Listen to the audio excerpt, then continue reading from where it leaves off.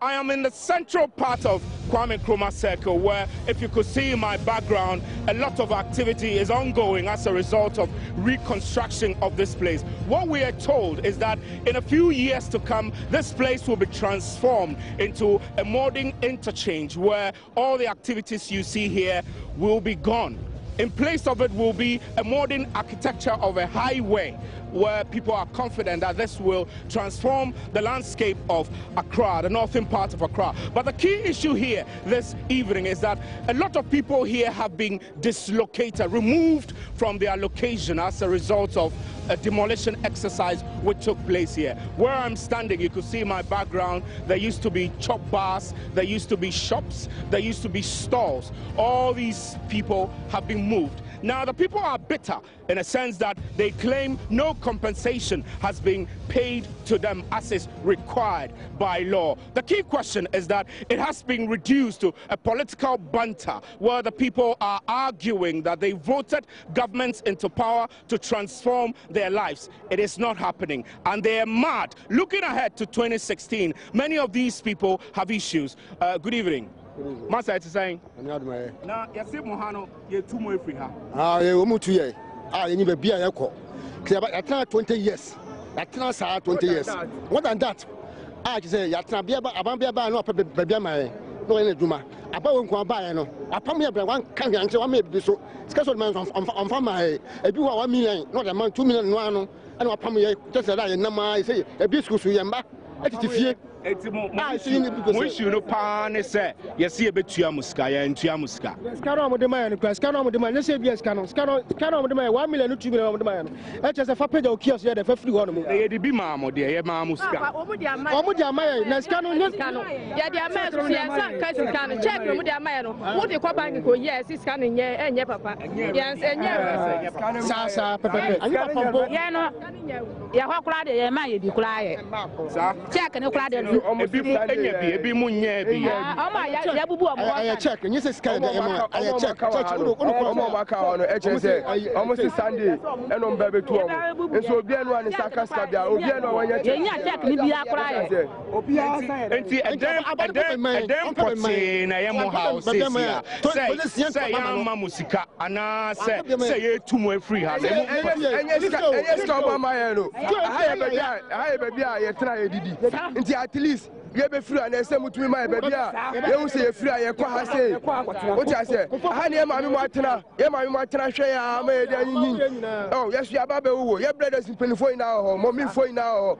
Oh, I know you know. We are doing Anka in Kolaya. We say a school. Oh, and so much school fees now. Madam, it's blue. So work. I'm not baby. My aunt now. And yes, because the Canada order my hand. I to me find your shade. To about 2 and every. I want my baby. My aunt now. Because I'm more, I to me and Yabaga to mansion. Never want my hand, baby. May I want Katsina? Because some of what I have 2.5 and 2 million yen to me find your shade. I'm going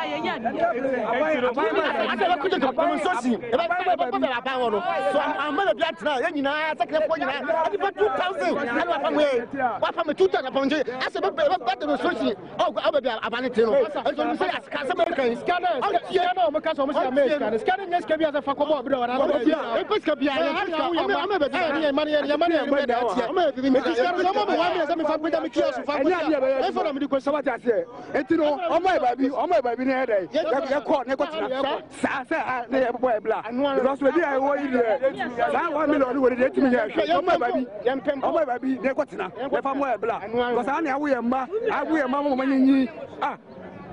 So,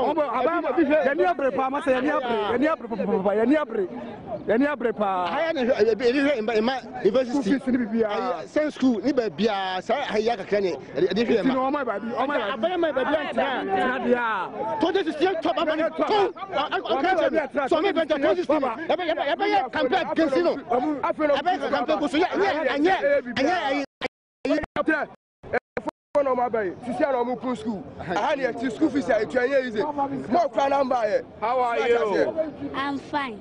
Are you happy? What I say? No. No, you can't speak. She's not happy. Right. So the key consensus here this evening is that these people are livid and they're mad at the inability of the highway authority, the transport ministry, or whichever agency is responsible for their relocation in paying them various compensation sums.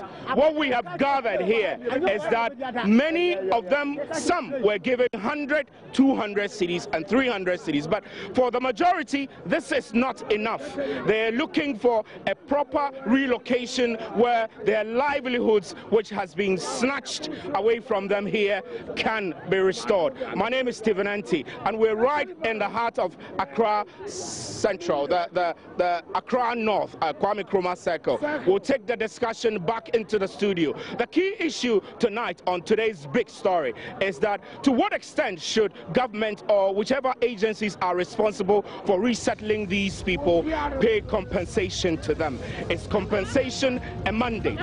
If they deserve compensation, what are the right procedures to follow to make these people get the necessary compensation? We'll be right back.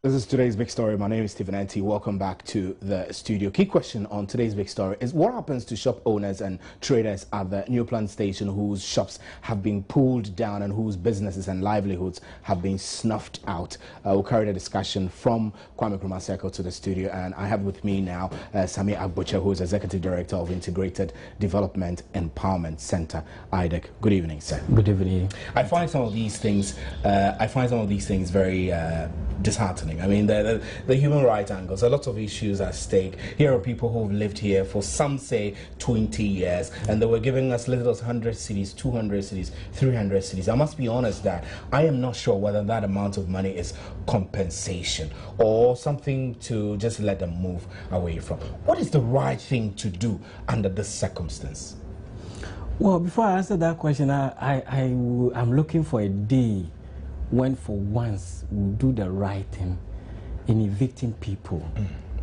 We'll do the right thing. The question is, what are the procedures? You have to meet with the people. You have to draw an eviction plan or a demolition plan. You have to sit down with the people and discuss the plan with them. They will agree. They will disagree with some of the issues. Or whatever it is. All those issues have to be ironed out. Now, in the plan must consider what to do before the eviction or the demolition, what to do during demolition, and what to do after the demolition. All these things must be discussed with the people. And if there's a need, the question you ask, should the people be compensated? All these things must be factored into the plan. Or should they not be compensated? Critical. Should be discussed with the people. Now, relocation plans must also be discussed with the people.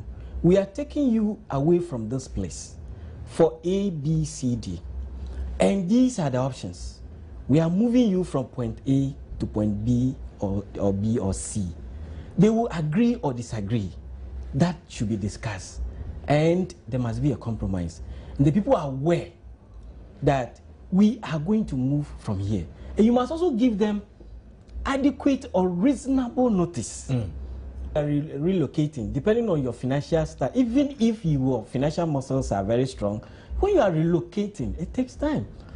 So in this case, according to the urban road, they've given them 2 weeks notice, and the people are disputing even that. Right. Is that 2 weeks notice enough for somebody to relocate his store or whatever property or shop that he has been operating for the past 20 years? Well, I'll have you hold a minute. I have William Dixon, who is from the Ghana Institution of Engineers. He's joining us now. Good evening, sir.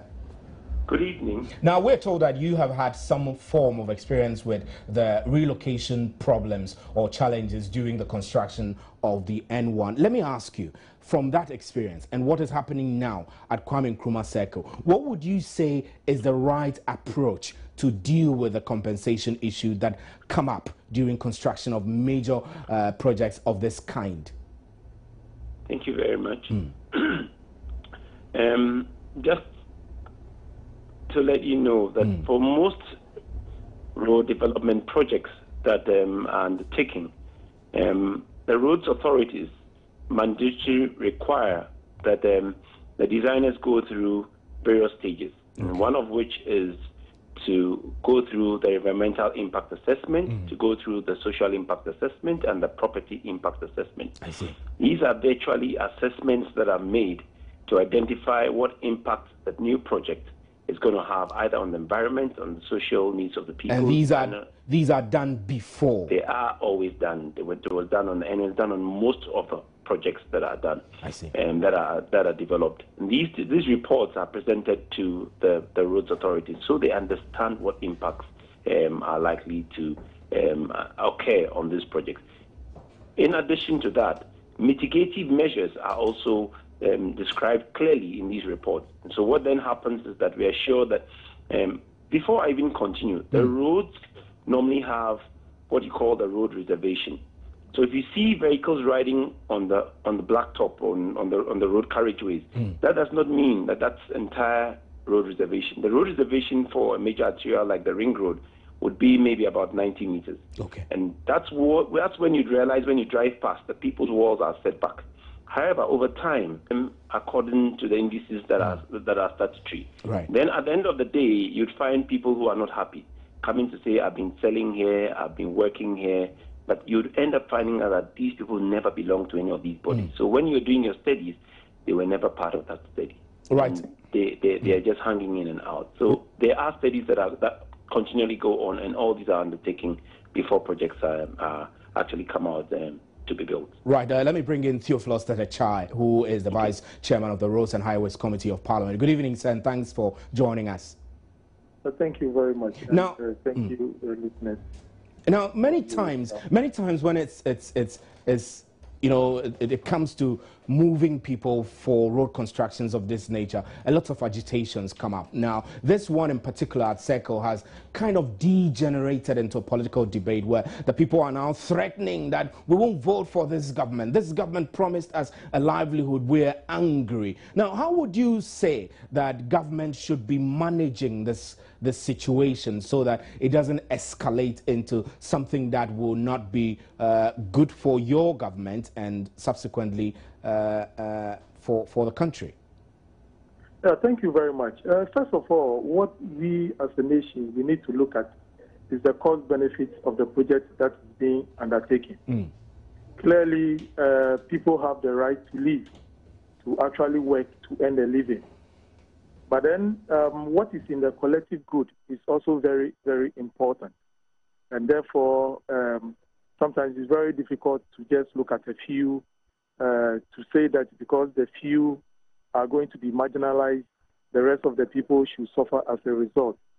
So in the first place, I sympathize with traders who are around that particular area, especially those who are not within the formal system. I mean, those that the AMA have actually registered to trade in that area. Since they are all trying to earn a living, at the end of the day, this project is going to actually affect them. But then I've always said that in governance, you look at the collective good. Because if you say you are going to look at individuals or a few group of people, what it means is that what is good, you are not going to do it. And because of, let's say, the votes, you make the entire nation to suffer as a result. So when governments are taking decisions, it is about the collective good. For me, that should be the principle. Because you will not be able to satisfy every section of the public. Yeah, but these people, no government. No, but these people have a livelihood. Some of them have lived there for 20 years. I mean, for whatever collective good, you don't want to believe that. You don't want to say that their 20 years is also not good enough, and we should just forget about them. No, not at all. They are equally important. But what I'm saying is, we look at the larger public. Right. Well, they've had their trading activities there for some time. Some are within the formal system. When I say the formal system, which means the AMA actually recognize whatever they do there. Okay. And then some too, they are just squatters. Squatters. They are all making a living for themselves. But then you see, as a nation, are we going to say that because of individuals' interest, will allow that to supersede the collective good? That is the questions we need to ask. And I believe that that is not the only trading place or a place that people can trade. Right. So when it is time for government to have access to a public facility and people have encroached on that facility, the people will be moved. It is very appropriate that the people are well informed, given the opportunity to look for other alternatives. These people have not been given compensation. Some of them said that they were given as little as 100 cities and 200 cities just to move away, and they were given 2 weeks' notice. This is inhumane. Well, the truth of the matter is that how much can government give individuals, especially people who are just squatters? You know, as a country, today we are suffering as a result of indiscipline. But Mr. Chai, you seem to be trivializing the issue. Somebody has lived at the place for 20 years. You can't say that the quantum of the worth of their value is not significant, because it is. No, well, that is their place of abode. That is where they do their trading. That is where they make a living. Right. That is good. But then when governments decide to do certain projects which are of equal importance, other alternative measures has to be put in place. Right, Mr. Chai, I'll have you pause briefly, and I'll get a reaction to this. Mr. Agboche, you heard the argument. You are not really happy about the approach. You feel that it's not sensitive, and reference to you. When I was talking to you earlier, you made reference to Chapter 5 of the Constitution of Ghana, and in relation to a UN Charter that government is signatory to. Yeah, and I disagree with Honorable to say that because of collective interest, the individual rights should be trampled upon. That is not what the UN Convention on the Protection and Promotion of Human Rights talks about. It is the individual that makes up the group. So we cannot say that for the interest of a group of people, then we can trample upon individual right. No. So you feel that rights are being trampled upon here? Yes. Because, how is that? I mean, because when what kinds of rights are being trampled upon? Economic right. When you are taking bread from the people, when you are going to take bread from the people or their source of income to the people, he's talking about squatters. Squatters, are they not Ghanaian? Are they not human beings? Even if they are squatters, we don't throw away human beings. They are squatters, but they are living in a country where we have a government. Then we have laws. And it is the responsibility of the state to take care of both the good, the bad, and the ugly in society. You cannot say that as a parent, you are only interested in the good children.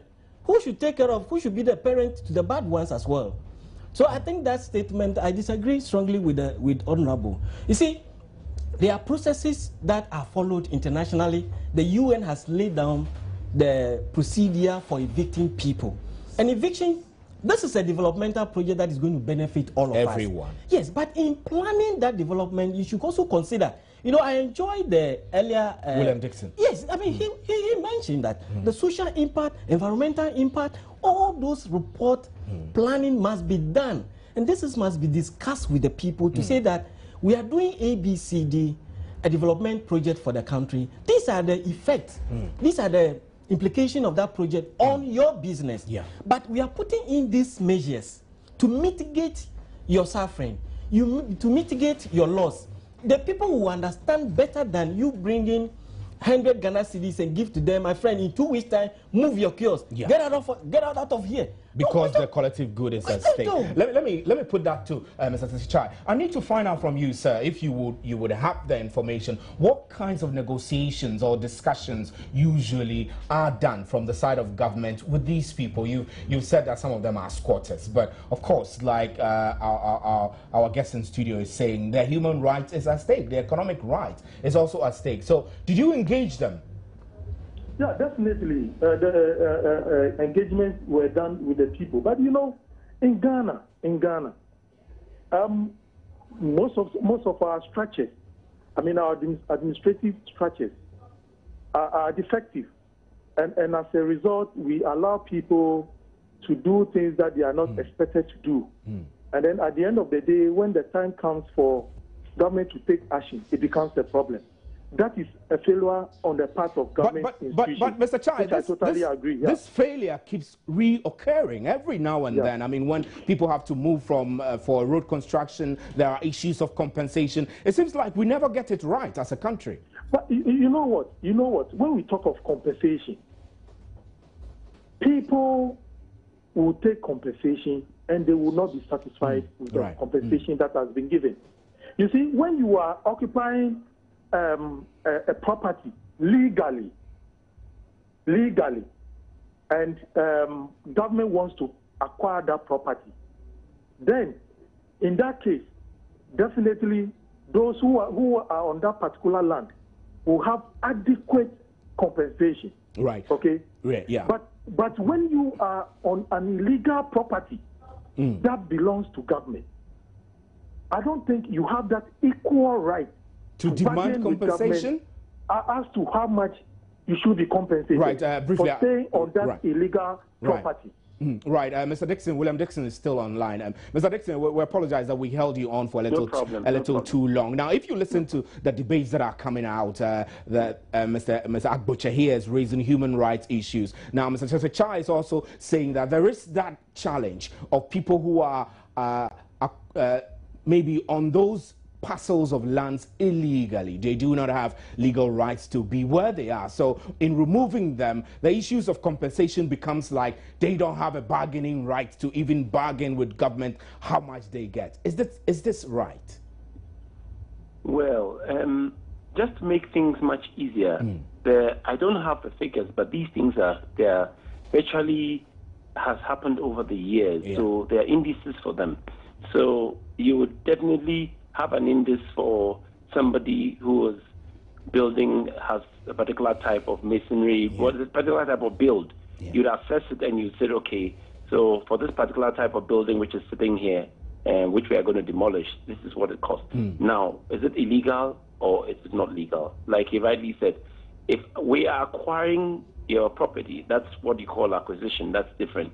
But if we are compensating you, and telling you to get out of our land, which we rightfully do own as a road reservation.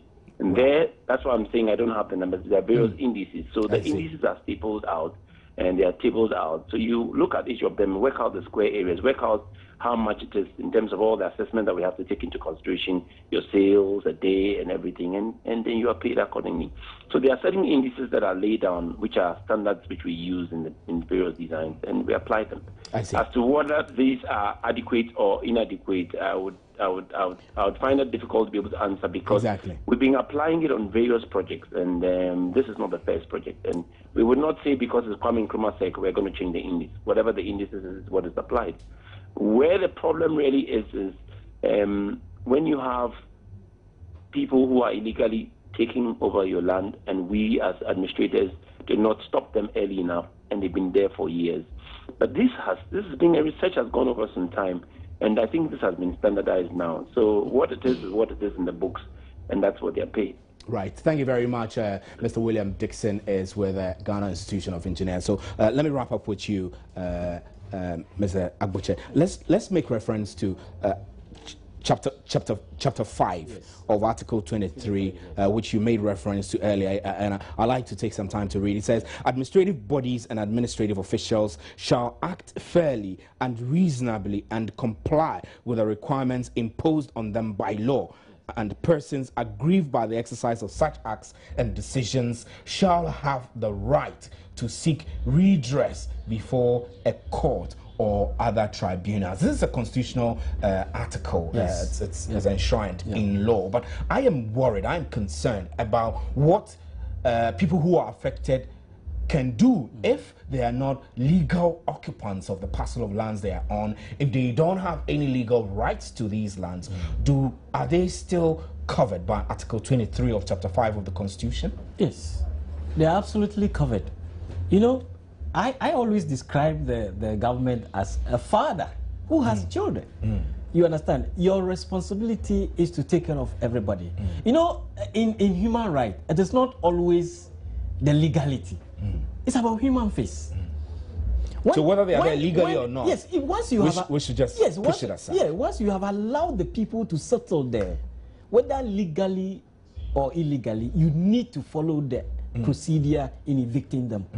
The international law on eviction is quite clear, and that could be tested in a court of law. Tested in the court of law. So what would you advise these people who are if they feel to go to court? Just as the law says, if they feel aggrieved and they have a strong ground, which I think they have, because to me, as I can see from where I am standing, I think 2 weeks is completely inadequate and unreasonable.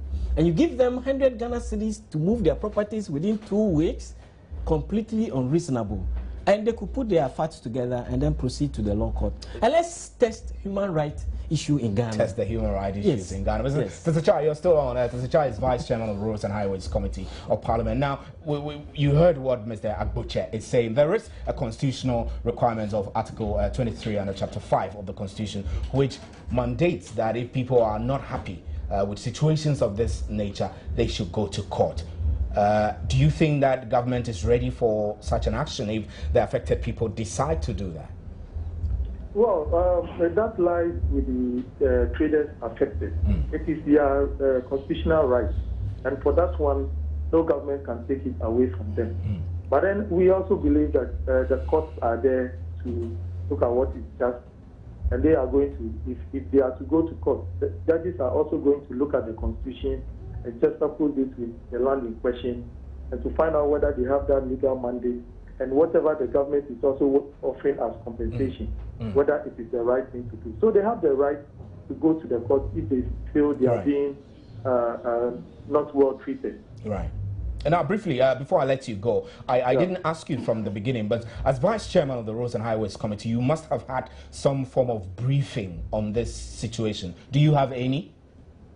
Yeah, exactly. As we rightly said, in terms of how much they are going to be given, and so these are questions that we all asked on the committee when those loan agreements came to be, and government did indicate to us what they are going to do to ensure that traders within that area will be gotten. So can you share with us quickly what has been agreed upon, what you would government is recommending you to do for these traders?